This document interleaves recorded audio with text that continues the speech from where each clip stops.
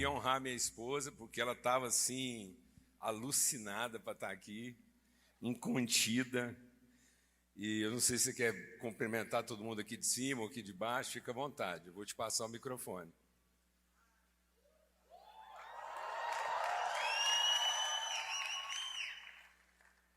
É um privilégio, eu é que sei. Sempre me passando vergonha. Mas alucinada eu estava mesmo. E eu estava pensando assim, gente, como é que eu vou fazer? Paulo Júnior recém-operado. Hoje está no 20º dia de cirurgia. Será que eu contrato um enfermeiro para deixar ele lá em casa?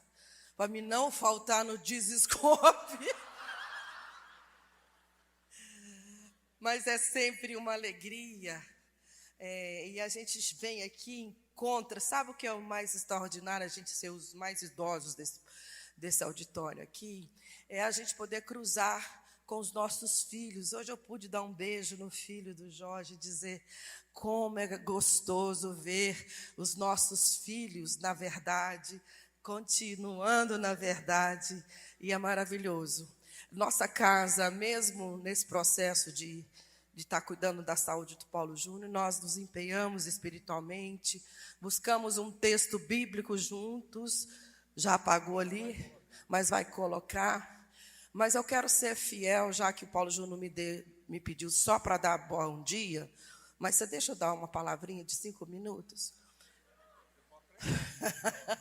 Olha, enquanto eu coloquei o pé nesse auditório, o Senhor trouxe um salmo, Davi no seu Salmo 13, escrevendo Salmo 13, ele diz uma coisa extraordinária para os maduros. Ele me lembrou uma coisa extraordinária para os maduros. E eu quero ler. Porque eu quero falar para aqueles que já estão desmamados. Me ajuda a abrir aqui. E por um acaso você não está naquele período. Eu sou mãe de 6 filhos, Salmo 13. Eu sei bem o que é desmamar um bebê. É um desafio. Porque fica aquela coisa grudada e não quer largar seu peito. E o leite vem, quanto mais mama, mais o leite vem. Mas isso tem um ciclo na nossa vida e isso precisa parar.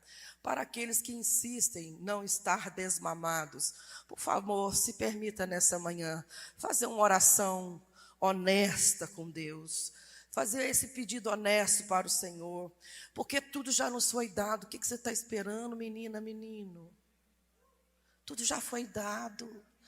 Pedro, escrevendo a sua carta, segunda carta, ele fala, tudo já vos foi dado a respeito da vida e da piedade, para que você alcance a estatura do varão perfeito. Igreja brasileira, o mundo está esperando por nós. É tempo dessa igreja compreender o compromisso com as nações, enviar missionários, gastar tudo que tem, tudo que é, porque nós já recebemos muito do mundo, da Europa, particularmente a nossa casa é muito ligada com a Europa. É tempo disso, dos desmamados, olhar para a nação brasileira e dizer, está aqui o povo desmamado. Porque Davi disse assim, e eu ministrei essa palavra no meu coração, ajoelhei aí, eu falei, Deus, que todo mundo que sentar nesse auditório aqui tenha consciência disso que Davi ministrou a nós no Salmo 13, no versículo 1 e 2. 130, desculpa. O Senhor Deus, é Davi que está falando isso. Nossa alma e nossa carne nunca vai dar sossego para nós, irmãos. Vai ser uma luta até o fim. Mas Davi nos dá uma receita linda. Ó Senhor Deus, eu te clamei quando estava em profundo desespero. Não é isso, não. Amor, é como uma criança, eu deixei marcado aqui. Não, esse aí é o que eu estava orando de madrugada. Não, é verdade. Outra coisa que eu fiz, essa noite eu perdi o sono, eu falei assim, entre ir para a internet ou entre ir para a televisão, não quero acordar meu marido. Sabe o que eu vou fazer? Uma vigília de oração pelo Dizescope. E eu fui orar. Hã? Isso. Salmo 131, 2 e 3. Como uma criança desmamada no colo da sua mãe. Olha que lugar gostoso. Eu fiz sossegar a minha alma. Ó Israel de Deus. É aí que eu quero parar com você. Lê agora com sua voz linda. Assim como criança desmamada, fica quieta nos braços da mãe, assim eu estou satisfeito e tranquilo, e o meu coração está calmo dentro de mim. Povo de Israel, põe a sua esperança em Deus, o Senhor, agora e sempre. Povo de Dizescope, a sua esperança está em Deus. E não vai pedir para Deus fazer a sua alma acalmar, não. Dá uma ordem para ela agora e diga: alma, você está desmamada. O colinho da mamãe é gostoso, mas vamos para as nações. Lembra da rocha que foste cortado. Somos pedras vivas e a igreja está sendo formada. Muito bem, obrigado. Deus, eu quero te pedir mesmo, mais uma vez, por esse homem tão apaixonado pela tua obra, pela tua palavra, que ele possa ser extremamente honesto, sem nenhuma reserva, para entregar para a igreja nessa manhã aquilo que tu queres falar, no nome de Jesus. Amém. Aqui, bem. Benção. Gente, bom demais é bem paulista, né? Bom demais é bem mineiro, um privilégio estar aqui. Onde é que está o reloginho? Não tem reloginho, né? Eu tenho que ir aqui, mas eu sei mais ou menos aqui. Muito bom, alegria, muita gratidão. Eu só queria antecipar que nós temos alguns materiais sendo distribuídos aí, feitos em parceria. Eu louvo a Deus, porque isso foi uma coisa assim, só o fato de ter sido feito em parceria já é um testemunho. E o lugar mais seguro da terra. Se você ainda não comprou, não leu, então vou falar uma coisa, eu vou apresentar aqui 2 livros que foi a gente que escreveu, mas se você tiver que escolher entre os 3, você escolhe o lugar mais seguro da terra, tá bom? Que é do Larry Crabb, porque isso aqui é cura, e para você ter uma outra releitura da igreja, o que a igreja representa como lugar de cura, lugar de comunhão. Então está lá disponibilizado, e muita gente tem dado testemunho do que isso significa. E aí a gente tem também algo que foi publicado junto aqui, que é o nosso testemunho de vida de igreja. Então, DNA e propósito não tem uma pretensão institucional, doutrinária, metodológica, é muito mais um testemunho daquilo que a gente vive e testemunha como igreja, tá bom? Como comunidade. E aí, a propósito desse ano aí, um ano que a gente, quando escreveu isso aqui, é só uma reflexão, nem imaginava que os ânimos iam ficar tão acirrados, mas eu gostaria de que você ajudasse a divulgar uma reflexão do que seria verdadeira república como lugar de adoção, um lugar que recebe gente de várias origens, né, várias realidades, aquela casa república onde amigos vão se tornando irmãos. Amém? Então é uma reflexão sobre isso. Tá ok. Benção. O Douglas, na introdução aqui da nossa reunião, do nosso encontro, ele perguntou 2 vezes: vocês estão preparados? E eu respondi: não. Aí ele perguntou de novo: vocês estão preparados? Eu falei assim: não. E eu espero que ninguém aqui esteja preparado, porque não é possível a gente estar preparado para o que vai acontecer aqui. Não tem condição. Amém, amados? Então fala para quem está do seu lado aí, ó, você está preparado? Porque eu não estou, não. E eu espero que ninguém aqui esteja preparado, amém? A gente vai estar em condições de viver o que está aqui, mas preparado assim, não. Eu espero que todos nós sejamos surpreendidos, porque Deus vai fazer aqui muito além daquilo que a gente é capaz de pedir ou pensar, amém? É isso que a gente está procurando aqui, algo que seja muito além do que a gente pode pedir ou pensar. Então, a gente está falando sobre essa realidade de voltar à rocha, né? O Back to the Rock. E essa ideia da gente voltar aos fundamentos, aos princípios. E aí eu quero aproveitar um pouco daquilo que é a minha formação como engenheiro e a minha história, né, de vida de igreja e conversar com vocês. Já faz muito tempo que eu parei de pregar, parei de fazer estudo bíblico e eu entrei no espírito do Novo Testamento. E no Novo Testamento não tem estudo bíblico, não tem pregação, só tem carta. Né? A coletânea de livros está no Velho Testamento. No Novo Testamento é uma coletânea de cartas. São pessoas escrevendo a pessoas. Então eu quero ter esse endereçamento da minha casa à casa de vocês, da minha vida à vida de vocês. Vim aqui para abrir meu coração e ser o que a palavra de Deus diz que nós somos, carta viva. Então todo lugar hoje que eu vou, eu quero ser uma carta lida na presença dos irmãos, quero sentar na mesa e me permitir ser lido como uma carta. Não tenha preocupação mais de fazer um estudo sistemático e colocar os pontos. Eu vou abrindo e a carta vai sendo lida, porque quem aqui é do tempo de carta? Quem escreveu carta aqui? Hoje estranho assim, meio, né? Eu tenho uma certa saudade de carta, porque carta tinha perfume, né? Vinha uns presentes dentro, umas folhas que não tinha nada a ver. Você mandava um capim e a namorada, meu Deus, ele lembrou de mim. Então, entendeu? Então era muito legal.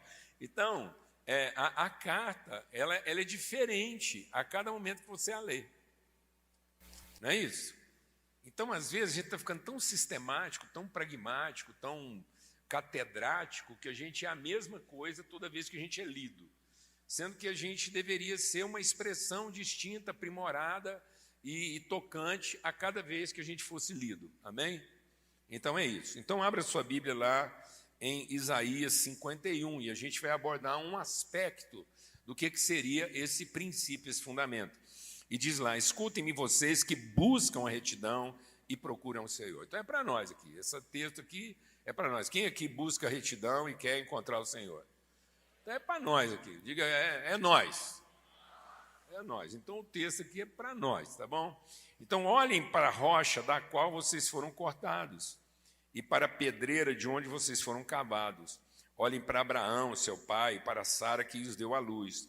Quando eu o chamei, ele era apenas um, e eu o abençoei e o tornei muitos. Olha que coisa tremenda, né? Então a gente já está aqui recebendo uma palavra profética. A gente era poucos e agora Deus quer que a gente seja o quê? Muitos, muitos. É uma multiplicação. Com certeza o Senhor consolará Sião, olhará com compaixão para todas as ruínas dela, ele tornará seus desertos como Éden, seus ermos como o jardim do Senhor. Alegria e contentamento serão achados nela, ações de graça e som de canções. Olha que promessa, mano. Isso é promessa e que está associado a uma lembrança, que a gente tem que exercitar essa lembrança. Para a gente viver essa promessa, nós temos que exercitar a lembrança. Qual a lembrança? Lembrar da rocha da qual nós fomos cortados. É isso que significa esse voltar à rocha. Então escute-me, povo meu, ouça-me, nação minha. A lei sairá de mim, minha justiça se tornará uma luz para as nações. É isso, Jesus vem confirmar essa profecia e dizer, vocês são a luz das nações. Amado, deixa o Espírito de Deus ministrar o nosso coração. Não é a igreja que está sofrendo um mundo corrompido. É um mundo corrompido que está sofrendo uma igreja tímida.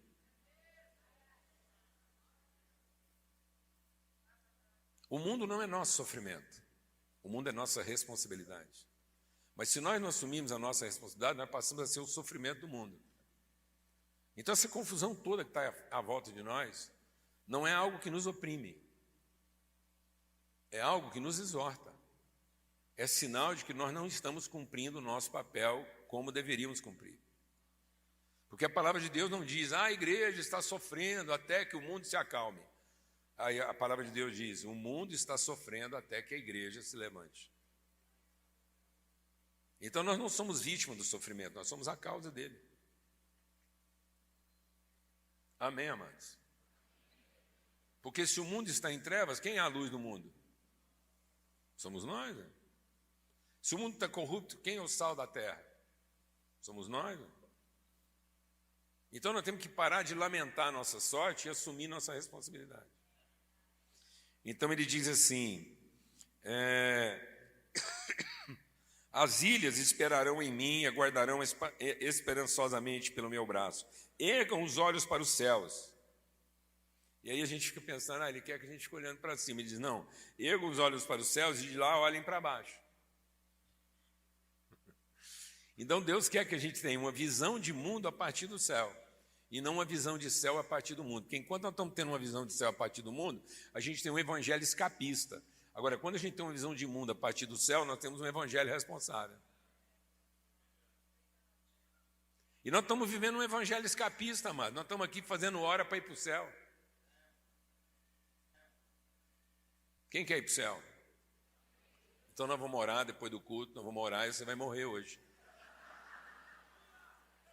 Porque nós não estamos precisando de gente que querendo ir para o céu, amado. Nós estamos precisando de gente que querendo descer as partes mais baixas da terra. Nós podemos resolver seu problema hoje, nós temos autoridade aqui, você pum, e já vai ser um penso o seu velório, num lugar desse aqui.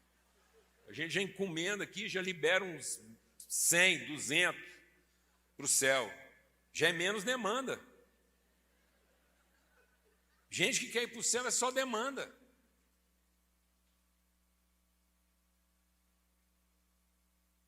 Céu nunca foi destino, amados. Céu é origem. Destino eterno, nós somos predestinados a encher a terra com a sua glória.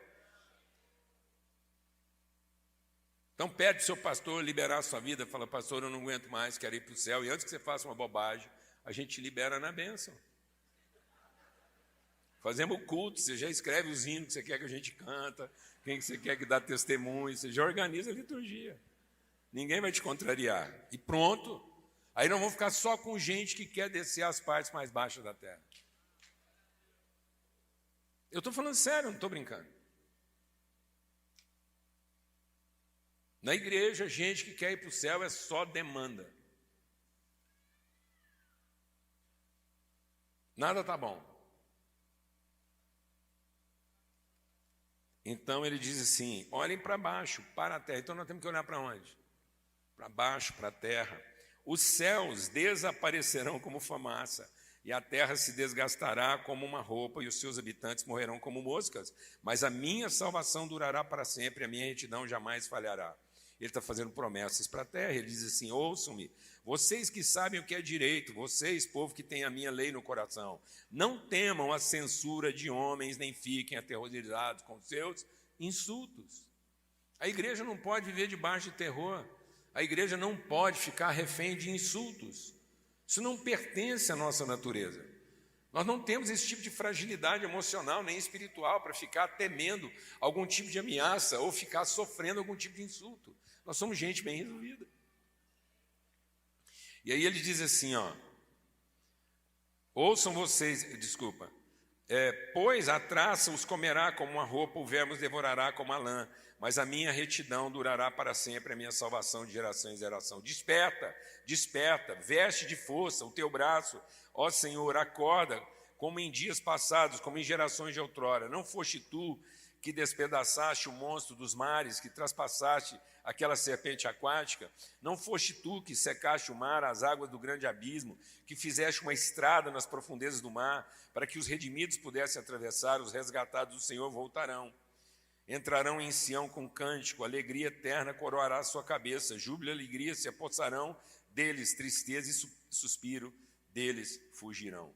Eu mesmo sou quem a consola. Quem é você para que temer homens mortais e para temer filhos de homens que não passam de capim, e para que se esqueça o Senhor, aquele que fez você, que estendeu os céus e lançou os alicerces da terra, para que você viva diariamente, constantemente apavorada por causa da ira do opressor, e está inclinado a destruir? Pois onde está a ira do opressor? Os prisioneiros escolhidos, encolhidos, logo serão postos em liberdade, não morrerão em sua masmorra, nem terão falta de pão, pois eu, Senhor, o seu Deus, que agita o mar para que as suas ondas rujam, Senhor dos exércitos é o meu nome, pus as minhas palavras em sua boca, cobri com a sombra da minha mão, e eu pus os céus no lugar, que lancei os alicerces da terra, e que digo a Sião, você é o meu povo. O que a gente quer compartilhar aqui essa manhã? Para a gente entender realmente o que significa voltar à rocha, nós precisamos ter uma noção mais clara de que isso representa uma relação de natureza e não de ordem. Muitas vezes a gente pensa que voltar à rocha é voltar a um estado de ordem e não uma condição de natureza. Ele está dizendo que voltar à rocha é a gente lembrar que nós somos parte da rocha. Então não é uma relação de apoio, não é uma relação de ajuda, não é um consórcio de competências. Então a gente está firmado sobre a rocha, não é um consórcio de competências, não é aquilo que eu ofereço para ser apoiado naquilo que Deus oferece. Não é uma relação impessoal, não é uma associação de beatitudes, é uma transformação de natureza. Então, quando ele fala volte à rocha, volte à lembrança que você é parte dela, que você foi formado dela, que você foi tirado dela. Voltar à rocha diz respeito a quem nós somos e não apenas ao lugar onde nós estamos. Por isso que Paulo usa uma linguagem, às vezes, difícil para a gente entender. Lá em Efésios, no capítulo 3, ele diz, eu estou orando por vocês, para que vocês sejam iluminados, para que o entendimento de vocês seja transformado, e vocês possam compreender com todos os santos, a medida das coisas visíveis. Então, quando eu estou iluminado no meu interior, então quando o Espírito Santo de Deus ilumina o meu homem interior, essa iluminação do homem interior me faz ter duas condições, duas capacidades, duas habilidades. Eu primeiro vou compreender o que é visível. Então, o que é visível é de compreender. E eu vou conhecer o que é invisível. E muitas vezes nós estamos querendo apenas compreender o que é visível sem conhecer o que é invisível. Compreender significa as questões de ordem, conhecer significa as questões de natureza. Então, voltar à rocha não é apenas compreender as formas, as atividades, os métodos, as estruturas, as medidas, mas é conhecer a natureza. Ele diz então, para que vocês possam conhecer o amor de Cristo, para que assim, arraigados e fundados nele. Então, quando ele está falando de sermos fundados na rocha, é uma fundação que não é uma fundação de contato, não é uma fundação de apoio, é uma fundação de raiz. Aí você tem que imaginar uma árvore sendo formada da rocha. Então é isso que ele quer dizer, nós somos edifício vivo. Então quando ele está dizendo que nós somos fundados, arraigados em rocha, é o seguinte, nós somos sendo formados da substância dessa rocha e aquilo que nós apresentamos como expressão visível é a materialidade daquelas virtudes. Então nós somos a materialidade das virtudes que emanam de Deus. Por isso que ele está dizendo, se você não vai cumprir o seu propósito, se você não se lembrar, se você não voltar à memória da rocha da qual você foi tirado. E às vezes a gente está contando com a rocha como apoio, como viabilidade. Então a gente pensa que a rocha é o nosso local de viabilidade, mas não é. É de sustentabilidade, não é de sustentação. A sustentação está associada à viabilidade. Então, para sustentação, alguém conseguiu encontrar sustentação na areia. A areia oferece alguma sustentação. Mas a rocha oferece sustentabilidade. Então, Deus não quer te dar sustento, como quem te viabiliza. Deus quer transformar a sua natureza como quem torna você tão eterno quanto Ele é. Então, voltar à rocha é voltar ao nosso senso de eternidade e não de temporariedade. Por isso que todo o texto aqui, em Isaías 51, ele diz assim, não há medo, não há constrangimento, não há impedimento. Por quê? Porque nós estamos representando o eterno e não o temporal. Amém, amados? Então, não é uma circunstância, é uma consciência. Não é um estado, é uma condição. Então a igreja não é um estado eclesiástico. A igreja não é o estado em que ela se reúne. A igreja não é a circunstância em que ela louva. A igreja é a própria expressão da condição de ser parte da natureza de Deus. Então nós representamos uma condição e não um estado. Nós representamos uma consciência e não uma circunstância. Você não representa uma circunstância na sua casa. Então, por favor, não venha representar as suas circunstâncias aqui. Aqui você não representa as suas circunstâncias. Aqui você representa a sua autoridade face às suas circunstâncias. Então aqui você não vai resolver as suas circunstâncias. Aqui você vai encontrar as condições de ser lembrado qual é a sua natureza para que você resolva as suas circunstâncias. Então a igreja não é o lugar de eu trazer minhas circunstâncias, nem de eu ficar aqui compartilhando o estado em que eu me encontro. A igreja é o lugar da gente ser fortalecido e fortalecer uns aos outros em fé, acrescentando virtude na vida um do outro, para que a gente possa ser lembrado de que substância nós somos feitos.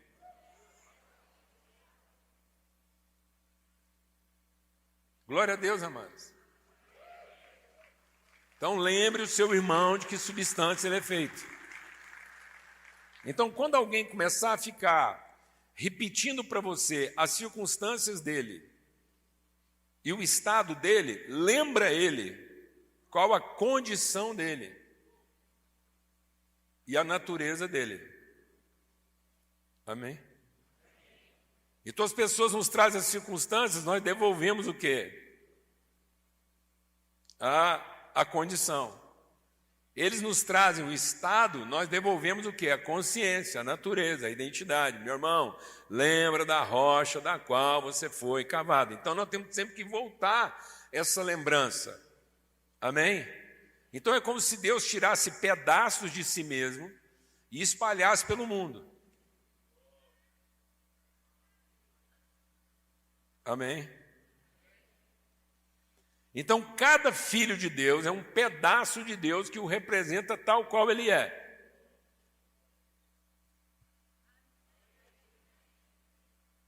Aleluia.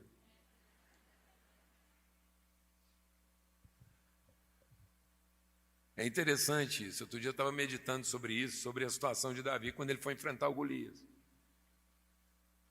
O Davi foi enfrentar o Golias e ele não precisava de muita coisa. Ele só foi no riacho e pegou 5 pedaços de Deus. Ele precisava só de 5 pedaços de Deus para derrubar aquele gigante. Podia ser no primeiro, podia ser no segundo, no terceiro, no quarto ou no quinto. Mas ele sabia que aquele tanto de pedra de Deus, ele derrubava o gigante. E as pedras de Deus sempre estarão onde a gente precisa que elas estejam.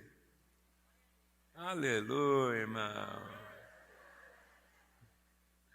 Então, para qualquer problema que exista, por maior que ele seja, do tamanho de um gigante, você pode ser a pedra de Deus que está naquele lugar para que aquilo possa transformar aquela situação.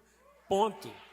Porque Deus espalhou pedaços de si na criação. Ele escolheu, ele fez e agora ele está reunindo isso. Então Deus está trazendo de toda tribo, língua, povo, raça e nação os seus quê? Suas pedras. Glória a Deus. E quando a gente não entende essa natureza, que Deus, na verdade, ele não trabalha. Deus trabalha a ordem para a expressão da natureza. Deus não trabalha a ordem para criar a natureza. Então, Deus não trabalha a natureza a partir da ordem. Guarda isso. Deus trabalha a ordem a partir da natureza. Então, Deus não faz com que a ordem estabeleça o que será. Deus determina que aquilo que é se revele através da ordem. Então, a nossa ordem não é para que a igreja se torne aquilo que ela poderia ser. A nossa ordem é para revelar aquilo que a igreja já é. Então, nós não estamos aqui para fazer a igreja se tornar aquilo que ela ainda não é. Nós estamos aqui para revelar, através dos nossos encontros, o que a igreja já é. Por isso que um encontro de 2 ou 3 pode valer tanto quanto um encontro de 3 mil, 300 mil, 30 mil, 3 milhões. Porque Deus pode revelar a sua glória através de um cascalho e através de um monte, de uma pedra gigante. Não interessa, você vai saber quem Deus é. Então Deus vai colocar essa ordem a serviço da expressão da sua natureza. Glória a Deus, amado. Então veja o que acontece. Quando a gente não entende isso e a gente entende a coisa pelas aparências, nós estamos sofrendo a tentação de criar uma Babel e não de fazer parte da construção da igreja. O que era Babel? A Babel era um arremedo daquilo que a igreja poderia ser. Presta atenção que o povo fala assim, aquela igreja é satânica, aquele povo lá, que é a comunidade. Eu duvido que o capeta está ocupado em criar uma igreja de Satanás.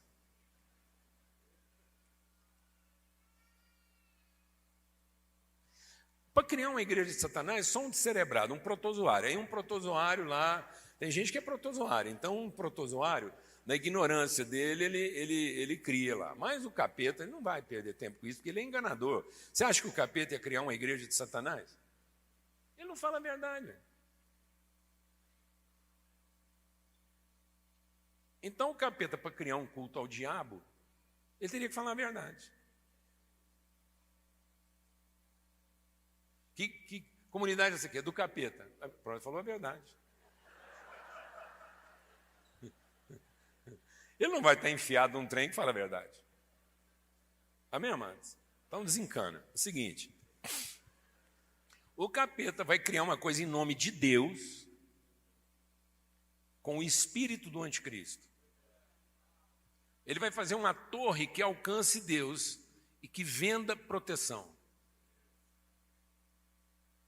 O diabo não vende risco. Ele vende proteção em nome de Deus. Então, Babel é um lugar onde as pessoas se reúnem para buscar proteção em nome de Deus.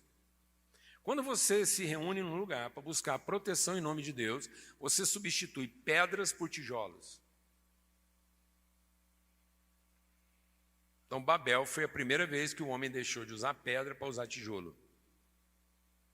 E aí, em vez de você ter um padrão de natureza, você passa a ter um padrão de forma. Presta atenção que isso é grave. A igreja nunca deve ser padronizada pelas suas formas, suas estruturas e suas metodologias. A igreja só pode ser padronizada pela sua natureza. Tem pedra de toda forma, de todo tamanho. Então a igreja é uma construção de pedras vivas, porque foram pedras tiradas da rocha.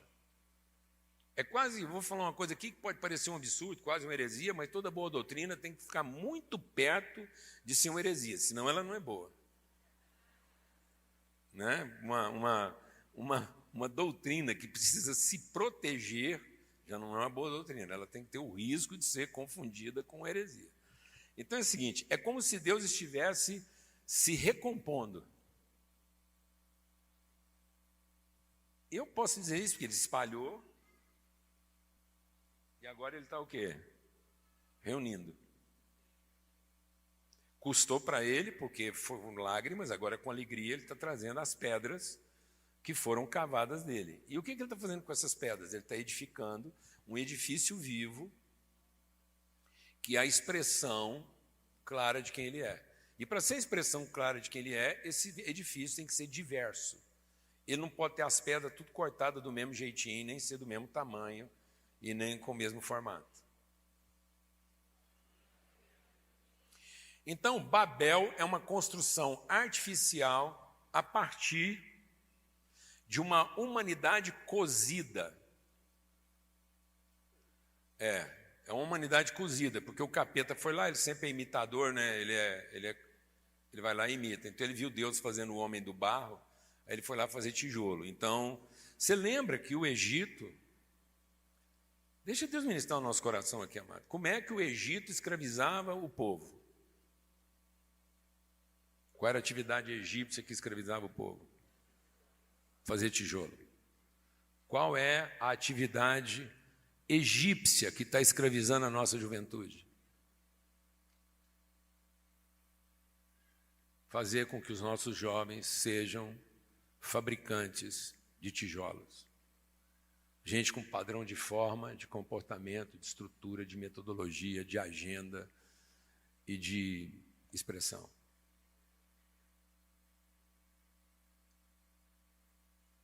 Gerando realidades totalmente descartáveis, porque construir com tijolo é fácil. Porque você, se der problema com um, você tira ele e coloca outro exatamente igual no lugar, ninguém sente a diferença. Só que os tijolos não atritam. E como os tijolos não atritam, porque eles são padronizados na forma, você tem que colocar betumen entre eles. Então, como eles não têm relação de adesão de fato, então você tem que usar cola. Então, nós estamos formando igreja de pessoas formatadas que não atritam e, por isso, não se consolidam na sua relação. E aí você tem que usar cola para manter eles juntos. E cada vez que alguém não funciona, você simplesmente substitui por alguém igual a ele, que se comporta do mesmo jeito e que vai entrar naquele lugar porque o padrão está estabelecido. Isso não é igreja, amados. Isso é a comunidade de Satã. E a comunidade de Satã é uma torre feita em nome de Deus para oferecer proteção aos iguais. Que só tem uma coisa em comum: preocupação com o futuro. E não ocupação com o eterno. Agora, como quem tem ocupação com o eterno é pedra viva, e aí Deus vai pegar essas pessoas de diferentes formas e vai encaixá-las. É um trabalho mosaico. É um trabalho bem mais lento, bem mais demorado, em que a gente tem que respeitar os processos, que às vezes você tenta encaixar ali, não funciona, você tem que buscar outro, tem que lapidar. E aí, tá vendo? Isso é um processo demorado, mas é sustentável.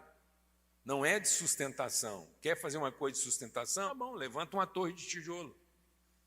E fala que é isso em nome de Deus. E as pessoas vão se agrupar, vão se aglutinar buscando o quê? Proteção, porque elas têm medo do futuro, mas não têm compromisso com o eterno. Temos que voltar à rocha. Temos que voltar a ser pedra esculpida. Temos que voltar a ser pedra lavrada. Temos que encontrar nossas peculiaridades. Temos que ter ciência daquilo que são as características próprias de cada um, sem medo de ter diferença de tamanho ou de forma. Não tenha medo do seu tamanho, da sua forma. Não faça comparações estúpidas de grande e pequeno. Isso é estúpido. Isso é estúpido. Então, se você tentasse entrar um jarro só com pedras grandes, ele teria mais espaços vazios do que preenchidos. E é isso que está acontecendo. Nosso processo é insustentável porque nós estamos trabalhando a partir de um determinado tamanho e isso vira o quê? Aí essas tangências de pedras muito grandes está criando o quê? Espaços não preenchidos daqueles que poderiam ser as pedras pequenas para preencher esse espaço. Aleluia, irmão. Glória a Deus. Amém? Então Deus não está com pressa de viabilizar aquilo que é a demanda da nossa ansiedade. Deus está compromissado em trabalhar processo. Eu queria concluir dizendo o seguinte: se é uma questão de natureza, nós somos rocha. Então, se nós somos rocha, isso quer dizer que nós temos uma natureza inabalável. Haja o que houver, você não se abala. E não é você não se abala porque tudo funciona bem com você. Não, você não se abala porque apesar de tudo funcionar mal... E vou te falar uma coisa, quem acha que é o capeta que está criando problema, o capeta só executa o problema, mas quem permitiu o problema e autorizou o capeta a executar o problema é o Senhor dele.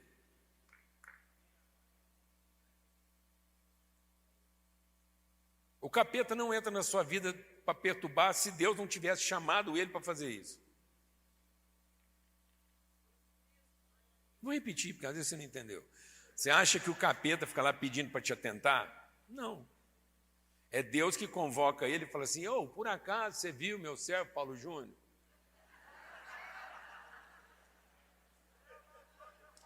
Eu tive um choque espiritual quando eu imaginei Deus chamando o capeta para conversar a meu respeito. Achei que ele ia chamar um anjo, um querubim, um serafim. Vistes o meu servo Paulo Júnior? Vai lá, dá uma força. Ele falou, não, chamou o diabo. Falou assim, escuta, o que você anda fazendo? Ele falou, estou andando aí. Aí quando o diabo está para ir embora, ele falou assim, vem cá, não terminei o assunto não. Viu o Paulo Júnior? Vi, está indo embora. Ele falou, não, e o que você achou? Ah, pelo amor de Deus, velho. Deus está querendo insistir num assunto que nem um capeta quer conversar, velho.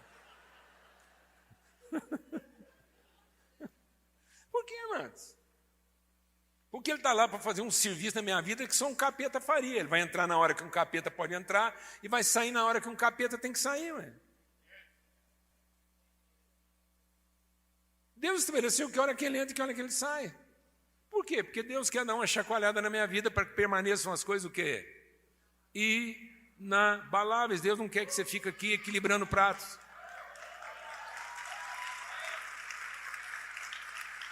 Pelo amor de Deus, amado, o que é de cair, que caia logo. Às vezes a Lana fica apavorada lá comigo, ela fala assim, bem, e tal coisa. Eu falo, bem, o que é de cair, que caia logo. Quem é de ir embora, que vai embora logo. Quem é de ficar com raiva, que fica com raiva logo. Nós vamos ficar aqui equilibrando o prato, Douglas? Nós não somos equilibristas de prato, não, rapaz. Nós somos edificadores de edifício vivo. Então, quer ficar com raiva, quer ficar aborrecido? Jesus falou isso, não estou exagerando, não. O dia que os discípulos ficaram lá, não gostei, vamos embora. Aí Jesus falou, gente, pelo amor de Deus, vai faltar gente no culto, como é que vai ser? Depois o povo vem, nós alugamos um espaço, e agora vai vir só uns 10. Que conversa? Jesus falou assim, escuta, por acaso mais alguém quer ir embora?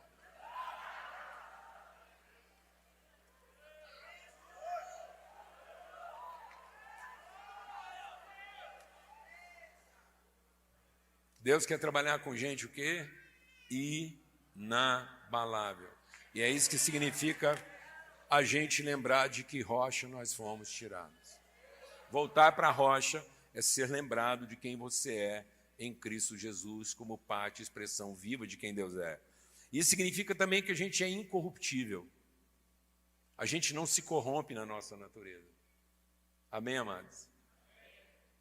A gente é transformado, mas não muda. A palavra de Deus diz que Deus é novo sempre. Deus é novo não é porque Ele é uma novidade, é porque Deus é o mesmo sempre, ainda que Ele passe por várias transformações. Paulo Júnior, Deus passou por transformações, passou, Ele gerou um filho, fez desse filho carne, esse filho morreu na cruz, deu uma vida por nós, morreu, ressuscitou, várias transformações. Deus foi bebê na pessoa de Cristo. Maria teve que lavar as partes de Jesus, trocar a fralda dele. Jesus, com 3 meses de idade, não ficava em pé para fazer cocô sozinho, tinha que ser lavado, limpado. Então, ele amamentou no seio de Maria. Você consegue imaginar o que é isso? Isso é uma transformação, porque Jesus não sabia tudo. Ele sabia o que uma criança de 3 meses pode saber. Ele é cheio do Espírito Santo, e o Espírito Santo ia dando ensinamento para ele à medida que ele ia crescendo, porque senão você imagina um cara de 33 anos mamando no peito da mãe. Não ia fazer sentido. Então, isso é uma transformação. Mas Ele é o mesmo ontem, hoje e será sempre. Passe você pela transformação que for, mas não mude. Seja sempre novo, alguém que não se corrompe. E o que quer dizer que Deus é incorruptível? Que Ele nem fica mais fácil pelo que está dando certo e nem fica mais difícil porque fica dando errado. Porque eu vou te falar uma coisa, amado. Sinceramente, tem hora que eu tenho a sensação que a única parte não convertida das nossas reuniões é Deus. Deus está andando por aí e aí Ele começa a ouvir um louvor. Gente, parece que tem uma reunião ali legal, está cantando umas músicas que eu gosto, e Ele vai chegando. E nós vamos cantando, a gente até canta, bem-vindo, Senhor, ao nosso meio, sendo que a palavra de Deus diz que nós é que tínhamos que entrar na presença dEle. Mas não, a gente inverteu isso, agora é a gente que traz Ele na nossa presença. E a gente traz Ele na nossa presença com as fogueiras que a gente vai acendendo, os tambores que a gente vai tocando, e aí Deus vai chegando. E se Ele gostar do louvor, se a gente cantar umas músicas que Ele gosta, aí Ele amolece. Quando é no fim do culto, ele já está chorando, quebrantado. Ele fala, gente, pode pedir. Pede o que vocês quiserem, porque eu estou até arrepiado.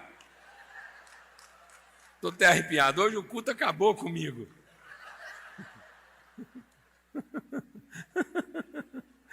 Meu Deus do céu, mano. O que virou esse negócio?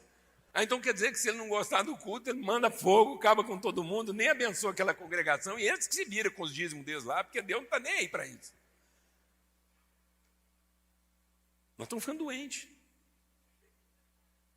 Nós estamos fazendo uma coisa que sobe da terra para o céu, em vez de trazer algo que desce do céu para a terra.